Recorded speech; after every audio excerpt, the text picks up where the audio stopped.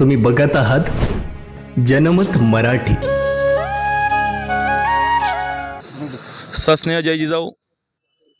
आज संभाजी ब्रिगेड नाशिकच्या वतीने शासकीय विश्रामगृहामध्ये जी पत्रकार परिषद आयोजित केली होती त्यामध्ये प्रामुख्याने दोन विषय होते।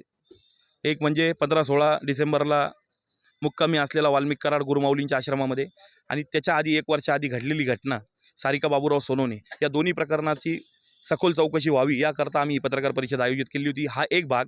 तृप्ती देसाईंच्या माध्यमातून ही घटना ज्यावेळेला समोर आली त्यावेळेला आम्हाला सुद्धा ही भूमिका तुमच्या माध्यमातून जाणं जास्त गरजेचं समजलं। काही पत्रक आम्हाला त्या महिलेनं दिलेले होते, त्या आधारावर आम्ही ठोसपणे सांगू शकतो का धनंजय मुंडेचा आणि वाल्मिक कराडचा आणि गुरुमाऊलीचा म्हणजेच आकाचा म्हणजेच गुरुमाऊलीचा संबंध त्या घटनेशी आहे, त्याला देखील सहआरोपी करण्यात यावं ही आमची या पत्रकार परिषदेच्या माध्यमातून मागणी होती।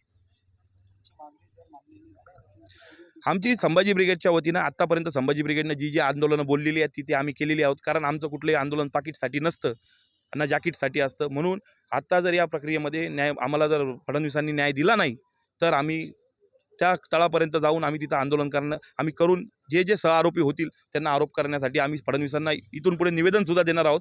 काही लोक आम्ही त्यांना भेटायलासुद्धा जाणार आहोत की या आश्रमामध्ये कुठले काळेगोरे धंदे चालतात याची देखील आपण सखोल चौकशी करावी अशी आमची आपल्या माध्यम प्रतिनिधींच्या माध्यमातून फडणवीसांना विनंती आहे। गुरुमाऊली मी थेट नाव घेऊन सांगितलं तुम्हाला, आणि धस साहेबांना काही राजकीय बंधनं असतील पण मी थेट सांगतो आका म्हणजे हा वाल्मिक कराड आणि आकाचा आका म्हणजे धनंजय मुंडे, त्याचा आका म्हणजे हा गुरुमाऊली। जबाबदारी न्याय